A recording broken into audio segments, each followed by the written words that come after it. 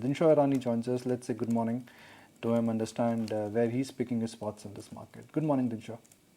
Morning, Nikunj. How are you?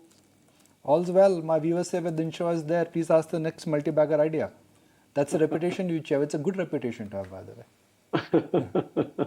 So Nikunj, I remember our chart pe charcha, which we did in September, and one of the questions you asked there was that are we contrarians?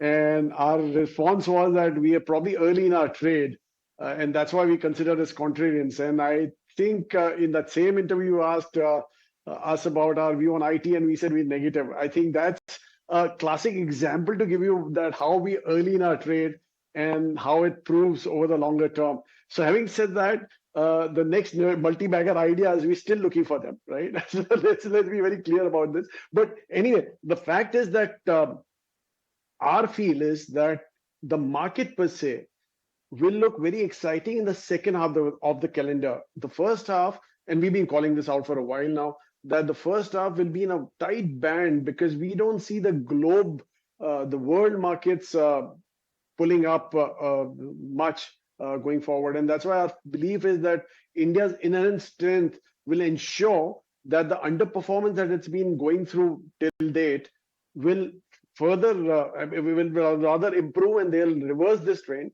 We'll probably be an outperforming market by the end of this year. And the bulk of the returns that you see, which we expect the markets to log a return of some 13, 14% over a calendar year, I think that bulk will come in the second half of this year. Are you now tempted to look at IT? Because a year ago you sold IT and I asked you why. So I'm asking you now, why not?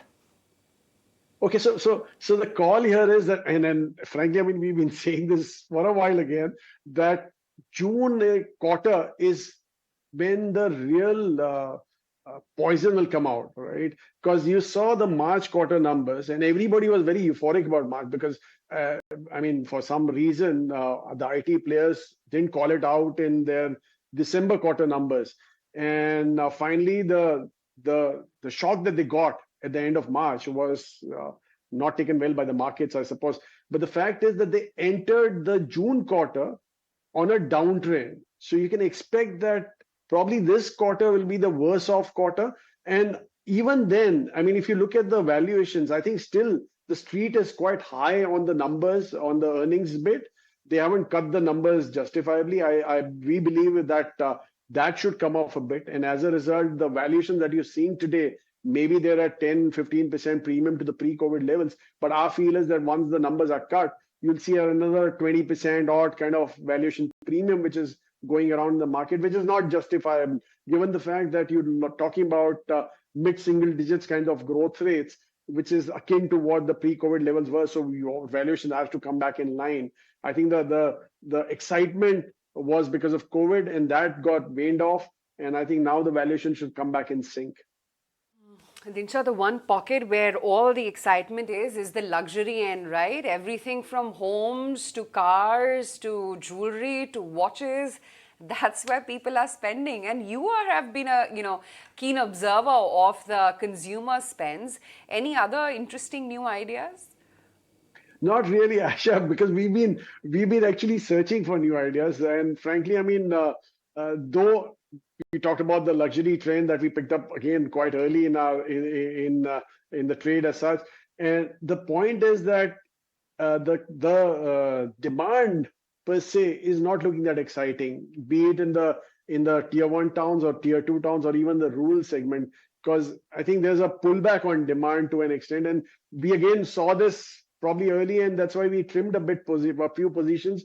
And now we're adding back to those names where we saw that the corrections have been overdone, and we've been adding back to those names as such. So otherwise, new names, we're not looking at, I mean, we're not being able to find any new names as such. So it was Manyavar, it was Campus Shoes and .. Ethos. No ethos. So Manyavar, Campus and fill in the blanks. I won't. That I'll leave to As a child, we played this game, fill in the blanks. Remember all our exams, fill in the blanks. I know that. Some of them you showed just now, the retailer, I mean, the car distributor and stuff like that. So that one was there. So, But Dinshaw, uh, yeah. there is definitely an uptick in the urban stroke, the niche consumption pocket. But that is also a function of the real economy. That is also a function of what is happening to the aggregate picture. How disconnected do you think this space will be for an extended period of time from the real economy? So because actually, if you see this kind of a dichotomy was happening for quite a while, even in the during COVID times, though everything picked up. But the fact was that the super luxury and luxury were totally in demand. And as I mentioned in one of your uh, uh, interviews, that the watches you can't find luxury watches. I mean, they're out of stock. Patek Philippe or Rolex and stuff like that. They're really out of stock. So it's that kind of a super luxury wave which has come, and I think that's basically because of the way the income spreads are happening today. So, but the fact is that that doesn't move economies, right? I mean, in India at least, it's like top 1% of the population can afford that, and the rest are not able to look at that. So that won't move your economy as such. What will really move is when the real mass consumption comes into play. And I think we're at the cusp of it. Actually, it's not probably in the immediate short term, you may see some pullback happening because of El Nino and things like that. But the fact is, or a high inflation to add to that. But the fact is that we are on the cusp of that, given that our cohort of youth population is going to be the largest in the world very shortly, and that is what's going to pull up the economy as such. So we'll wait it out. Probably there's another couple of quarters of wait as such before things even out with the world also, and that's when you'll really see India moving up the charts.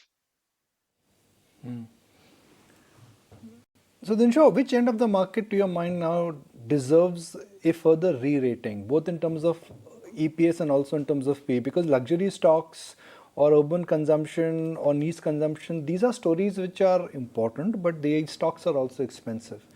The idea is to perhaps buy where you get both compounding in earnings and a big shot of P re-rating. So basically,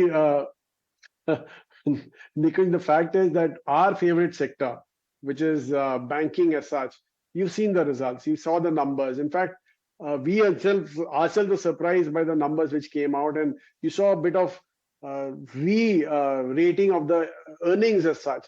I think it's a matter of time before everybody realizes that NIMS is not the only story here. It's mainly the growth in credit which will pull up this sector to a greater extent. And I think it just started. I mean, with the March numbers, that is when you were seeing these, mid-teens or 20s kind of growth rate and credit growth and stuff like that, which is going to pull up the earnings for the sector. And I think that's where the real re-rating comes in, because NIMS can pull it up to an extent, but actually the core business, when it starts moving up, when the re-rating actually happens. And that is what happened in the case of ICICI. You just mentioned before I joined that phenomenal numbers and the fact that the stock is up, but it's up in a very dull market. So you can imagine what it could have done in a bullish market. So our feel is that this is the sector where the real re-rating happen.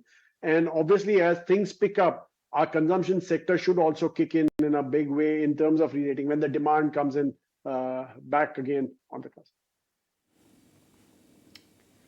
Okay, Dinshaw, what about your outlook on the entire manufacturing theme and how you're really looking to play on this? Is there any expectation, for instance, when it comes to the numbers from some of these capital goods, defense, or railway majors as to what you're expecting in the quarter? So basically, Aman, the fact is that all these guys are so expensively valued today that if any disappointment comes in, which we expect to come in, because our feel is that I think the capexes on the government side are done and dusted, and the government doesn't have much money now to spend. It's mainly the private sector which has to kick in with the capexes, which will help in moving the ticker here. So our feel is that once that comes in, and frankly, I mean, that won't come in a rush, because as we said, that demand is slowing down, and obviously the capacity utilizations also will come off a bit, and that's when the private sector will not look at the capex cycle kicking in. It's only when the demand picks up and capexes capacity utilizations move up, that's when the real capex kicks in. So I think there's a wait out there, and our feel is that this space we're not too excited as of now. at least. Dinshaw, really appreciate your time. So glad you could join us.